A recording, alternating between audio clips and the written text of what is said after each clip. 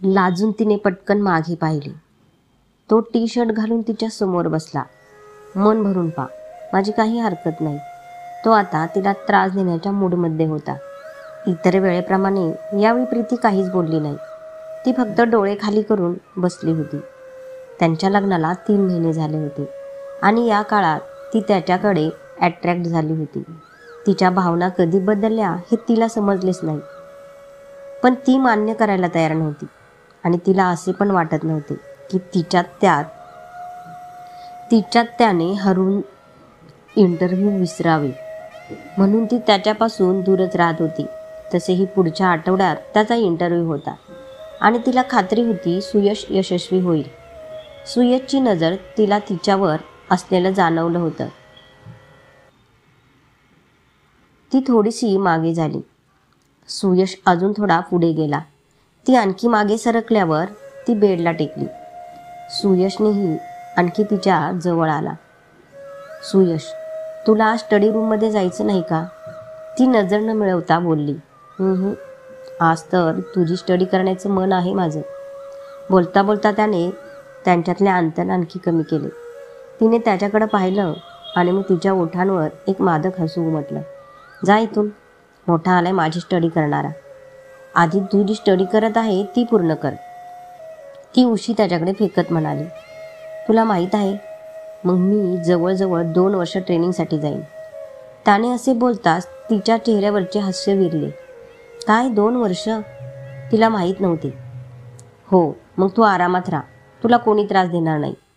तो तिच्या निरागत चेहऱ्याकडे बघत गमतीने म्हणाला. प्रीतीला जणू तिचं हृदय कुणीतरी छातीतून बाहेर काढल्यासारखं वाटत होतं. त्याची दूर जाण्याची वेळ हळूहळू जवळ आली आहे हे तिला कळलेच नाही. हे सर्व तिच्या कल्पनेतही आले नव्हते. क्षणातच तिचे डोळे अश्रूंनी धुसर झाले होते. अरे प्रीती, तू का रडत आहेस? मी 2 वर्षांसाठी जाणार आहे, आयुष्यभर नाही. तो हसत म्हणाला. तू आयुष्यभर जाण्याचा विचार जरी केलास तर मी तुझा जीव घेईल. तिची अश्रू पुसत ती रागाने म्हणाली. हाय, हे आयुष्य आधीच तुझे आहे जान.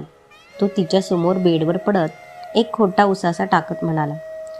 प्रीतीने जवळ ठेवलेली उशी उचलली आणि त्याला मारायला सुरुवात केली.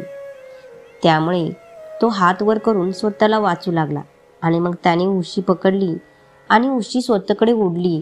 उशीबरोबर तिलाही ओढले गेले. दोघेही एकमेकांच्या डोळ्यात बघत होते.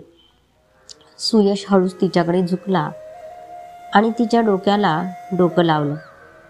मी जाण्याच्या विचाराने वेदना होत आहेत का? त्याच्या गोड बोलण्याने ती आणखीनच अस्वस्थ झाली.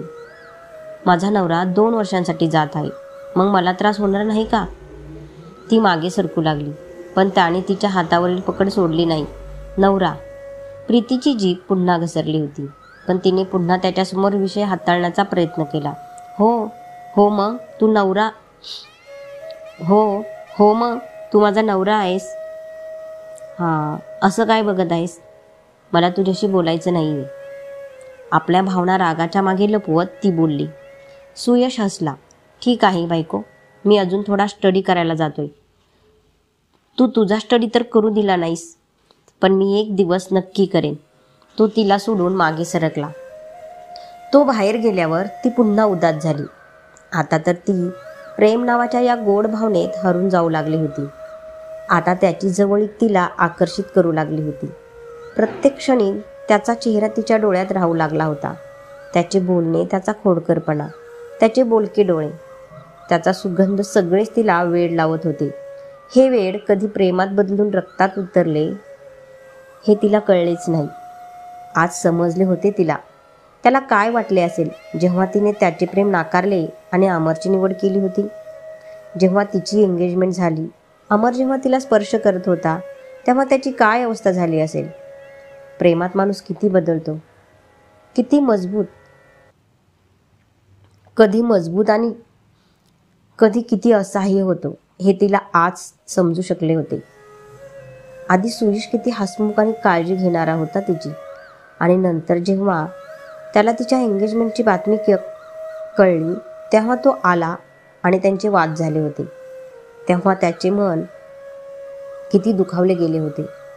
नंतर कदाचित त्याचे खरे प्रेम जाणून घेतल्यावर देवाने त्याला तिच्याशी बांधले होते आणि त्याचा खेळकरपणा, खोडकरपणा आणि हसणे परत आले होते. आणि आता जेव्हा तिला त्याचे सत्य कळले होते आणि स्वीकारले होते, तेव्हा ती त्याच्या प्रत्येक भावना तीव्रतेने अनुभवत होती. बास, आता आणखी नाही. ती फक्त त्याच्या इंटरव्ह्यूची वाट पाहणार होती. मग ती त्यांच्यात कुठलेही अंतर राहू देणार नाही. शेवटी ती स्वतः त्याच्या प्रेमात वेडी झाली होती, असा विचार करत ती झोपली, जिथे आता तिच्या स्वप्नातही तिला फक्त त्याचा सहवास होता आणि आता त्याच्या संगतीशिवाय तिला कशाचीही गरज नव्हती. सुयश, जेवण तयार आहे, कुठे आहेस? ती त्याला बोलवायला खोलीत गेली आणि इकडे तिकडे बघत त्याला हाक मारायला लागली. तो आजच परत आला होता. काल त्याचा इंटरव्ह्यू होता. तो 2 दिवस बाहेर होता आणि आज संध्याकाळीच परत आला होता. तो गेल्यानंतर तिला त्याची अनुपस्थिती, त्याची खूप आठवण येत होती. तिचे मन कोणत्याही कामात लागत नव्हते. तिला सुयशची खूप आठवण येत होती. त्याची सगळीकडे उपस्थिती, त्याची छेडछाड, त्याची गंमत आणि विनोदी बोलणे, खेळकर आणि खोडकरपणाने चमकणारे त्याचे डोळे आणि सर्वात जास्त त्याचे प्रेम. ती तसे तर आजी आणि मीनाताईसोबत बोलण्यात आणि कामात असायची, पण कसा तरी दिवस घालवल्यावर, रात्री खोलीत आल्यावर त्याच्या सुगंधाच्या भावनेने तिचे मन अस्वस्थ झाले होते. त्याचे अस्तित्व तिच्यासाठी केव्हा सुकून देणारे ठरले ते तिला कळलेच नाही. आता जेव्हा तो इथे नव्हता, त्यामुळे ती बेचैन होऊन पलंगावर कूस बदलत राहत होती. तेव्हा तिला जाणीव झाली होती की तिच्यासाठी तो किती महत्त्वाचा झाला होता. त्याच्याशिवाय काहीही चांगले वाटत नव्हते. सर्व काही रंगहीन आणि निस्तेज वाटत होतं. आज तो आल्यावर जणू तिला जीव परत आल्यासारखं वाटत होतं. आयुष्य पुन्हा रंगांनी भरले होते. डोळ्यात चमक आणि ओठांवर हसू परत आलं होतं. तिला जाणवलं की सारं सौंदर्य त्याच्यामुळेच होतं. तिचा मेकअप, कुंकू सगळं तोच होता. तोच तिचा जीव होता आणि ती नकळत त्याच्यापासूनच दूर जात होती. त्याच्या येण्याचा आनंद तिच्या चेहऱ्यावरून आणि डोळ्यातून ओसांडून वाहत होता. चेहऱ्याची चमक आणि डोळ्यांची चमक वाढली होती. त्याला बोलण्यासाठी खोलीत आली तेव्हा नजर त्याला शोधत होती. तो दिसला नाही तर ती त्याला शोधण्यासाठी बाल्कनीत निघाली. तेव्हाच बाथरूमचा दरवाजा उघडला आणि तो बाहेर आला. त्याला बघायला बाल्कनीत गेलेली ती आवाज ऐकून मागे वळली. तो तिच्या समोर होता. शर्टलेस, ओला, विस्कटलेले केस, चमकणारा चेहरा आणि शरारतीने चमकणारे डोळे. त्याच्या सान्निध्यातून येणारा मंद सुवास तिला मदहोश करू लागला होता. घाबरून तिने पटकन डोळे खाली केले आणि जाण्यासाठी त्याच्या शेजारून निघाली की हसत हसत त्याने तिची वाट अडवली. कुठे चालली आहेस? आता तर मलाच आवाज देत होतीस, त्याने विचारले. ते आजी बाहेर वाट पाहत आहे. जेवण तयार झाले आहे, ती नजर न मिळवता बोलली. आधी माझ्यासाठी टी-शर्ट काढ. त्याने तिचा रस्ता अडवला होता. तिने कपाटाकडे वळून टी-शर्ट काढला आणि त्याच्याकडे दिला. या सर्व काळात तिने त्याच्याकडे अजिबात पाहिले नव्हते. तिचे हृदय जोरजोरात धडधडत होते.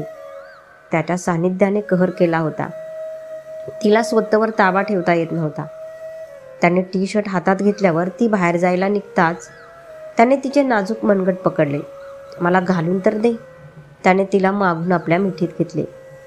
त्याचे केस हलवले आणि पाण्याचे थेंब तिच्यावर उडवले. त्याच्यापासून वाचण्यासाठी तिने तोंड फिरवले. काय करतोस? आधी तुझे कपडे घाल. तू मला पण भिजवलेस.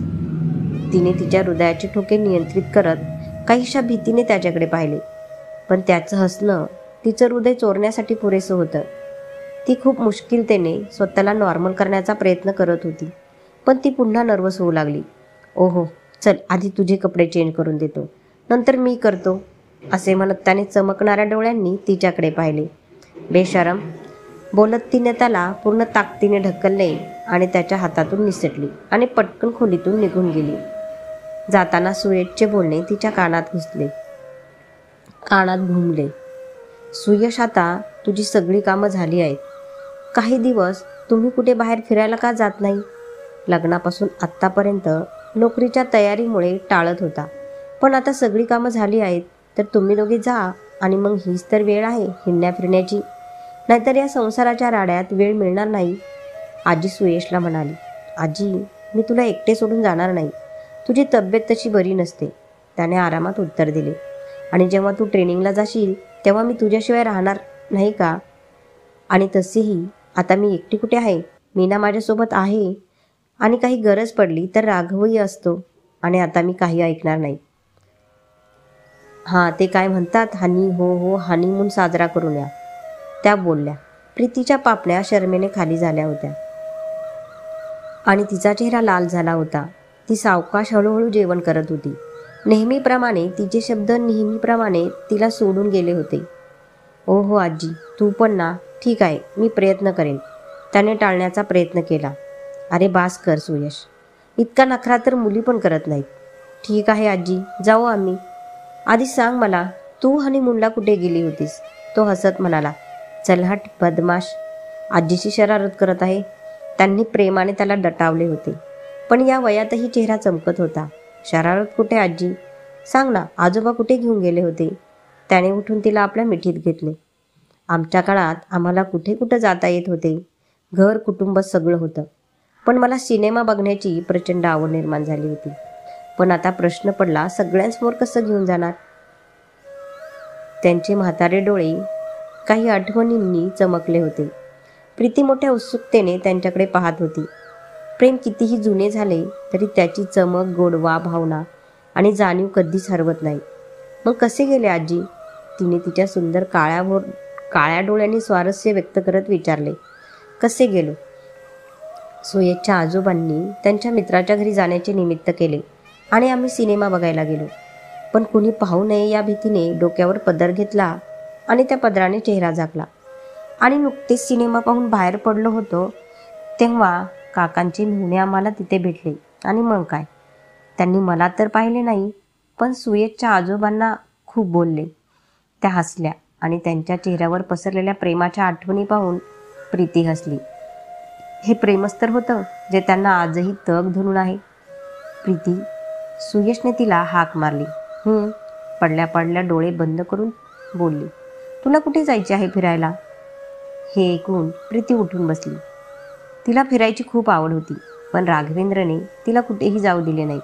ती नेहमी तिच्या सुरक्षेची काळजी घेत असे. भाग 10 मध्ये वाचा. सुयशने प्रीतीला हनीमूनला जाण्याच्या ठिकाणाबद्दल विचारले आणि प्रीती लाजली. सुयशच्या खोडसळपणाला वैतागलेल्या प्रीतीला तो आपल्या मिठीत घेतो आणि आज पहिल्यांदाच प्रीती काही प्रतिकार करत नाही. आता त्यांचे प्रेम पूर्ण होणार आहे का? कथा आवडल्यास लाईक, शेअर करा आणि चॅनलवर नवीन असल्यास सबस्क्राईब करा. धन्यवाद.